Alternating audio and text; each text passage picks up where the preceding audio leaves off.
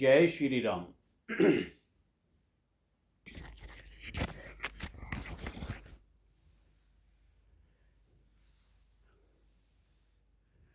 मनोजवं मारुततुल्यवेगं जितेन्द्रियं बुद्धिमतां वरिष्ठं वातात्मजं वानरयूथमुख्यं श्रीरामदूतं शरणं प्रपद्ये। श्री गुरु के चरणों में प्रणाम करने के उपरांत उनकी आज्ञा लेकर अब मैं अपनी बात को आगे बढ़ाता हूँ। पिछले एपिसोड में आपसे बात हो रही थी कि जीवन में अगर सुखी बनना है, अपने इस परम प्राप्त मानव शरीर को अगर सुख से व्यतीत करना है तो जीवन में कुछ ऐसे बिंदु हैं जिनको अपना लें। तो पिछली बार मैंने आपसे कुछ 3 बिंदुओं पर चर्चा की थी। एक तुलना यानी कंपैरिजन, एक आलोचना और एक शिकायत। उसी क्रम में मैं आज आगे बढ़ता हूं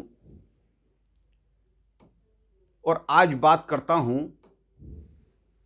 एक इंग्लिश शब्द है रिग्रेट। अपने आप को कोसना, अपने आप में सदैव दुखी रहना, सब कुछ प्राप्त होने के बाद भी कि मुझ पे ये नहीं है, मुझ पे वो नहीं है, मुझ पे सब कुछ होते हुए भी ये नहीं है, इस तरह से हर वक्त रिग्रेट करना। और किसी से, मैं ये नहीं कर रहा किसी से शिकायत करना, अपने आप से शिकायत करना। एक इसका अभिप्राय ये है कि हर वक्त अपने मन को दुखी रखना, ये एक रिग्रेट की श्रेणी में आता है, और जो कि इस सुखी जीवन को, इस मानव जीवन को दुखी करने के लिए ही पर्याप्त है। अब तक जो आपने जी लिया वो ठीक है, जैसे भी जिया, लेकिन आप अपने बचे हुए समय को, जो ईश्वर ने आपकी आयु में शेष समय अभी और रखा है, उसको आप बिल्कुल ही निरर्थक बना रहे हैं, अपने आप में दुखी होकर। मैं ये नहीं कहता कि आप संतुष्ट होकर अपने जीवन को स्थिर कर लें, जो कुछ प्राप्त है उसी से सुखी रहें, या अपने मन को अपने आप में आत्मसात करके बस ठीक है जो कुछ प्राप्त हो गया, नहीं, ये भी नहीं। आप निरंतर अपने बुद्धि विवेक का सही तरीके से उपयोग करके अपने श्रम को अनवरत लगाए रखकर आप विकास की ओर अग्रसर होते रहें, लेकिन ये रिग्रेट करने का भाव छोड़ दें।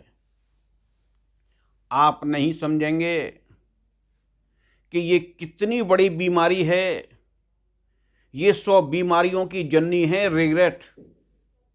इससे डिप्रेशन, मानसिक तनाव और फिर उससे उत्पन्न होने वाले तमाम रोग उत्पन्न हो जाते हैं। हमारे अंग प्रत्यंग को ये निरर्थक करती जाती है। आप सदैव ये कोशिश करें कि हमेशा जो कुछ प्राप्त है, पहले उसके लिए तो धन्यवाद दें, उसके लिए तो कहें कि हे प्रभु, मैं जिस लायक भी था, जैसा भी था, जितना मैंने श्रम किया, जितनी मेरी बुद्धि है, जितना मेरा विवेक है, उससे जो कुछ मुझे आज तक जितना प्राप्त है, उसमें प्रारब्ध भी एक हिस्सा रखता है। उसके लिए मैं आपको धन्यवाद प्रेषित करता हूं और अब अनवरत ये कोशिश करूंगा कि आपके द्वारा प्रदत्त, आपने जिस वजह से मुझे इस धराधाम पर भेजा है, उसका अनुसरण करते हुए मैं ये प्रयास करूंगा कुछ और अपना अग्रतर जीवन आपकी सेवा में रत रहकर आपको सदैव स्मरण रखते हुए मैं अच्छा बनाने का प्रयास करूं। आप इस बात को इस तरह से समझें कि आप सर्कस तो कभी न कभी अपने जीवन में, चाहे बाल्यपन में, युवावस्था में कभी न कभी गए होंगे।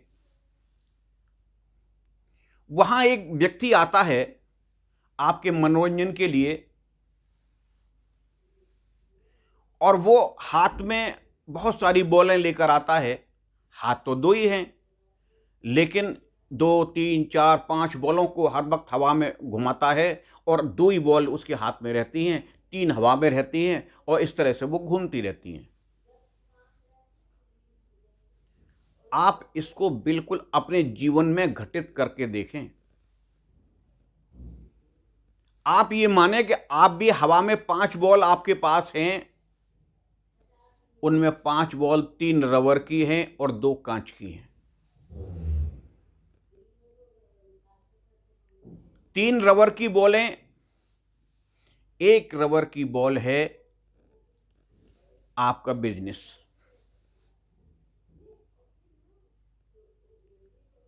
दूसरी रबर की बॉल है आपकी प्रॉपर्टी, तीसरी रबर की बॉल है आपके मित्र। ये 3 तो आपके पास रबर की बॉलें हैं। और अब पहली बॉल यानी कि बिजनेस। ये बिजनेस एक रबर की बॉल है, अगर ये चला भी गया तो बाउंस होके ये बॉल दोबारा आपके हाथ में आ सकती है। खोया हुआ बिजनेस दोबारा उस स्थान को या उससे ऊपर भी जा सकता है। तो इसलिए इसकी ज़्यादा चिंता करना व्यर्थ में, इसके लिए रिग्रेट हर वक्त दिमाग में रखना कि मेरी तो एक छोटी सी दुकान है, मैं कैसे जीवन यापन करूं, मैं क्या करूं, कैसे करूं। तो इसमें व्यर्थ ही अपना मन मस्तिष्क न लगाकर आप ये सोचें कि इसी को, जो कुछ प्राप्त है, इसको आगे मुझे कैसे ले जाना है। इस रबर की बॉल के चक्कर में जो 2 कांच की बॉल हैं जो मैं आपको बताऊंगा, वो न खो जाएं, वो न चली जाएं। और वो कांच की बॉल जब एक दफे आपके हाथ से छूट गई तो फिर वो टुकड़े टुकड़े होकर आपके हाथ में नहीं आती। दूसरी रबर की बॉल है आपकी प्रॉपर्टी। अगर आप पे चल अचल संपत्ति के रूप में जो कुछ भी प्राप्त है, अगर किसी भी कारण से, किसी भी, आप यूं कह लीजिए अपने गलत कार्य से या प्रारब्ध के हिसाब से अगर वो चला भी गया तो दोबारा वो प्राप्त हो भी सकता है और हो सकता है उससे ज़्यादा प्राप्त हो जाए। तो इसलिए उसको रबर की बॉल मानकर कि वो तो एक दफ़े बाउंस होकर दोबारा भी आ जाएगी, ऐसा मन में विचार रखें और ये रिग्रेट करना छोड़ दें। इसी तरीके से तीसरी रबर की बॉल है आपके मित्र। अगर किसी भी कारण से आपके ये मित्र चले जाते हैं तो जीवन अभी समाप्त थोड़ी हो गया। आप जहां भी, जिस परिवेश में, जिस वातावरण में रहेंगे, वो मित्र दोबारा भी आ सकते हैं, वो भी एक रबर की बॉल की तरह हैं। लेकिन 2 जो कांच की बॉल हैं, कांच की बॉल में जो 2 हैं, वो पहली है आपकी हेल्थ, आपका स्वास्थ्य, आपका शरीर, जिससे सब कुछ आप प्राप्त करेंगे, जिसकी वजह से ही वो तीनों रबर की बॉल लौट के आएंगी। अगर आपने इसको एक दफे खो दिया तो इसको दोबारा प्राप्त करना बड़ा मुश्किल काम है। फिर कांच के टुकड़ों को बटोरते ही रहो, इकट्ठा करके जोड़ते ही रहो, लेकिन कुछ ना कुछ उसमें दोष आ जाएगा। आप उस काबिल वैसे नहीं रहेंगे जैसे आप पूर्व में थे, जब सॉलिड पूरी एक कांच की बॉल थी। तो इसलिए किसी भी कीमत पर उछालते हुए, करते हुए, श्रम करते हुए, इस दुनिया में जीते हुए, आगे बढ़ते हुए, बुद्धि विवेक का इस्तेमाल करते हुए हमेशा इस बॉल को हर वक्त हैंडी रखें कि ये कहीं हमारे हाथ से स्लिप ना हो जाए, ये कहीं टूट ना जाए। और पांचवी यानी दूसरी कांच की बॉल है आपका परिवार। अगर आपने अपने परिवार को छोड़ दिया, आपके हाथ से परिवार चला गया,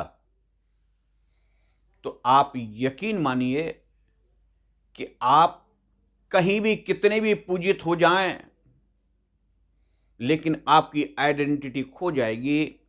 एक दिखावटी, एक आर्टिफिशियल आइडेंटिटी तो समाज में बन जाएगी। आपको लोग जानने भी लगेंगे, आप कहां से कहां पहुंच जाएंगे, लेकिन जो आपकी वास्तविकता है उससे आप बहुत दूर हो जाएंगे और वो उसको दोबारा प्राप्त करना बहुत मुश्किल कार्य है। वो ऐसे ही टूटे हुए डोरे की समान है, अगर उसको कैसे भी जोड़ भी दिया गया तो गांठ पड़ जाएगी। इसलिए हर कीमत पर इस पारिवारिक रिश्तों की बॉल को कहीं भी अपने हाथ से चिटकने न दें, जिससे कि आप कभी भी उस स्थिति से गुजरें जो कि आपके लिए नहीं बनाई गई है।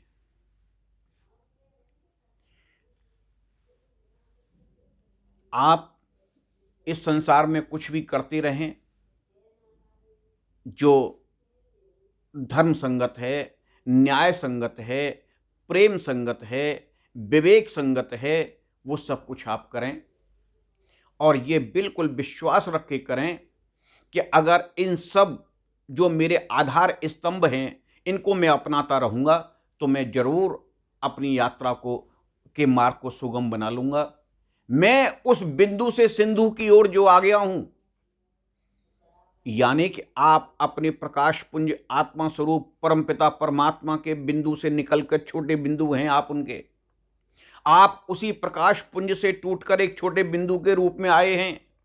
आपने न जाने कितने पहाड़ों की यात्रा सीना चीर कर की है, कितने रेगिस्तानों से गुजरे हैं, कहां कहां से गुजरे हैं, और आप इस संसार रूपी सिंधु में आ गए हैं। अगर ये बिंदु इस सिंधु में ही अटका रहा तो यकीन मानिए आपका लक्ष्य भ्रमित हो जाएगा। आपको इस सिंधु से निकलकर उस बिंदु की ओर अग्रसर होना है जो आपका उद्गम है, जो आपका मूल है, जो आपका स्रोत है। और उस पर जाने के लिए कितना परिश्रम करना होगा। कैसा परिश्रम? मन से, वचन से, कर्म से। परिश्रम केवल उसी श्रेणी में नहीं आता कि हम फिजिकल लेबर करते रहें, कि हम फांबड़ा चलाते रहें या कोई ऐसा कार्य करते रहें जिसमें पसीने पसीने हो जाए। नहीं, श्रम, हर तरह के श्रम को, उस हर तरह के कार्य को श्रम की श्रेणी में लिया जा सकता है। आप मानसिक श्रम करते हैं तो वो शारीरिक श्रम से भी उन्नत माना जाता है। हमारे साधु संत, हमारे गुरुजन अपनी वाणी से, अपने ज्ञान से हमारे मार्ग को प्रशस्त करते रहते हैं, तो वो भी श्रम करते हैं। ऐसा ही नहीं, उन्होंने यानी कितने शास्त्रों में, कितने ही दुनियादारी में, कितने ही इस संसार के मूल्यों में अवगाहन किया है, तब जाकर वो कुछ ऐसी चीजें आपके लिए इकट्ठा करके लाए हैं जो आप तक पहुंचाते हैं। तो जितने भी स्पिरिचुअल डिस्कोर्स करने वाले हैं, हमेशा इनको नमन करें। अगर आपको इन, बहुत से ऐसे व्यक्ति हैं और बहुत से ऐसे डिस्कोर्स करने वाले हैं जिनकी बातें आपको पसंद नहीं आती, बिल्कुल ना आए, बिल्कुल लेके मत आए वहां से। लेकिन मैं ये बिल्कुल कदापि नहीं मान सकता कि उनके पूरे डिस्कोर्स के दौरान कोई एक ऐसा बिंदु और एक ऐसा सूत्र आपको न मिल जाए जो आपके जीवन को उन्नत बना दे। आप वो लेके आइए, आप उसे अपने जीवन में अपनाइए, आप बिल्कुल उस परम आनंद को प्राप्त होंगे। अति आनंद को नहीं, परम आनंद को। अति आनंद और परम आनंद में बहुत अंतर है। अंतर ही नहीं, दो छोर हैं। अति सर्वत्र वर्जते। अति हर चीज की बुरी होती है, आनंद की भी अति का अगला बिंदु कष्ट होता है। आनंद को परमानंद बनाने का प्रयास करें, अति आनंद कभी न बनाएं। अति श्रम, अति विवेक कुंठा पैदा करता है।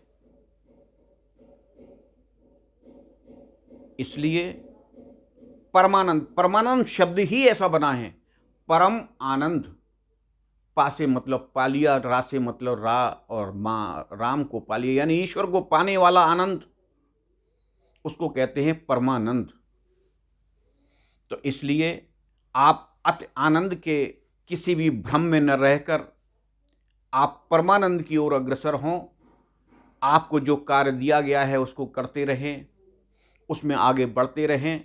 सिर्फ एक ही कार्य करना है कि आपका प्रत्येक क्षण उस प्रभु के चरणों में समर्पित रहे। सोते बैठे उठते जागते जब भी हो, आपको जो कार्य दिया गया है, आप जिस विधा में हैं, जो भी आप इस संसार में कर रहे हैं, आप करें। वो तो आपके दैनिक जीवन में आता ही है। अगर वो परमपिता परमात्मा आपके लक्ष्य ही रहेंगे तो यकीन मानिए आप कभी कोई भी ऐसा कार्य गलत क्या होता है, गलत और सही की परिभाषा तो कोई बिल्कुल लाइन खींचकर नहीं कह सकता। गलत और सही की परिभाषा यहां से आती है, इस हृदय के बिंदु से आती है, जो आपके अंदर आत्मा के रूप में बैठा है तुला लेकर। वो तुला तुरंत बता देती है, उसका पड़ला ऊपर नीचे होने लगता है। जब आप कोई गलत कार्य करते हैं तो आपको तुरंत बोध होता है इस बात का कि जो कुछ मैं करने जा रहा हूं ये गलत है। लेकिन उस समय आप पर मद इतना हावी होता है, आप पर अभिमान इतना हावी होता है, आपकी विवेक शून्यता इतनी हावी हो जाती है कि आप उस पड़ले के ऊपर नीचे होने को देखते ही नहीं हैं और आप गलत कर जाते हैं। तो ये गलत और सही की परिभाषा हमें किसी से जानने की आवश्यकता नहीं है। वो गलत और सही के रूप में बताने वाली तुला हमारे अंदर मौजूद है। आप उस तुला पर एक नज़र डाल कर देख लें, आपका कोई भी कृत्य गलत नहीं हो सकता। जब न्यायालय में पट्टी बांधकर जो महिला तराजू लेके पीछे खड़ी रहती है, हमेशा उसने आपको दोनों पड़लों को बराबर देखा होगा, यानी न्याय। तो आप हमेशा यही कोशिश करें कि आपके किसी कृत्य से, आपके किसी कर्म से, आपके किसी वाक्य से, आपके किसी कही अनकही बात से ऐसा न हो जाए कि किसी के मर्म को चोट पहुंचे। आप उसका तो बाद में बिगाड़ेंगे, पहले अपने लिए बीज वो बो देंगे। काहे का बीज? कष्ट का बीज। प्रभु से तो यही प्रार्थना करनी है और कुछ नहीं करनी है। प्रार्थना करने का मतलब ये नहीं है कि आप लेके भजन करने बैठ जाएं, माला लेके बैठे हैं और भजन कर रहे हैं, ये प्रभु से प्रार्थना नहीं। आपको सिर्फ एक ही बात कहनी है कि हे प्रभु, आपने मेरे जीवन काल में मुझे जितना समय दिया, आपने जिस कार्य के लिए मुझे यहां भेजा, वो तो मैं आपके आगे आदेशानुसार, आपकी आज्ञानुसार कर रहा हूं और करता रहूंगा। लेकिन आप अपने कंप्यूटर में, अपनी डायरी में, अपने रजिस्टर में मेरे केवल वही क्षण अंकित करना जिन क्षणों में मैं आपका नाम नहीं ले पाया या आपको स्मरण नहीं रख पाया। जिसमें किया वो तो मेरा धर्म था। अरे जब मैंने आपको स्मरण किया तो मैंने आप पे क्या एहसान किया, वो तो मेरा धर्म था जिसके लिए आपने मुझे यहां भेजा था। मैंने तो व्यर्थ वो किया है जिस क्षण आपको मैंने भुला दिया है। तो मैं ये चाहता हूं कि आप उसको अंकित करें अपने यहां। और जब मैं अपना इस काला मुंह लेकर आपके पास आऊं, उन क्षणों की थाती को लेकर, तो आप मुझे जैसा भी समझे मेरे साथ व्यवहार करें।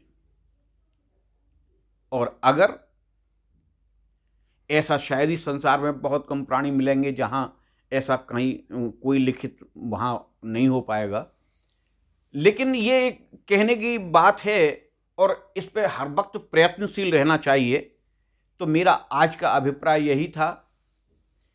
मेरा कहने का टूटी फूटे शब्दों में जो कुछ भी मुझ पे आता है, जो कुछ भी मैं समझ पाता हूँ, जो कुछ भी मैंने अपने संतों के, गुरुओं के वचनों का आश्रय लेकर कुछ आपसे जो कुछ बात की है, वो मेरा सिर्फ उद्देश्य यही है कि हम हर वक्त यही प्रयास करें कि अपने जीवन को उन्नति की ओर ले जाएं और ये रिग्रेट करना, यानी अपने मन को, अपने शरीर को, अपनी बातों को, अपनी स्थिति को, अपनी परिस्थिति को कोसना बंद कर दें और कोसे नहीं, जो है उसमें परमानंद का अनुभव करें और प्रभु से क्षण प्रतिक्षण यही प्रार्थना करें, हे प्रभु मुझे इस परमानंद की ही ओर जाना है, अति आनंद की ओर नहीं जाना। अब नेक्स्ट एपिसोड में मैं आपसे पुनः अगले बिंदु पर बात करूंगा। मैं ये सब आपके लिए इसलिए परोसता हूँ कि हो सकता है कहीं मेरी एक टूटी फूटी बातों से कोई आपके जीवन को सूत्र मिल जाए। ये मेरे सभी एपिसोड्स यूट्यूब चैनल पर प्रेम प्रकाश मित्तल प्रेम के नाम से आपको सब मिल जाएंगे, सभी एपिसोड्स। और अगर आपको अच्छे लगें तो आप इसको और शेयर करें, सब्सक्राइब करें, आगे बढ़ाएं और जितना भी जिसके पास पहुंच सकें उनको आनंद प्राप्त हो सके, उसके लिए मैं आपको धन्यवाद देता हूं। जय श्री राम।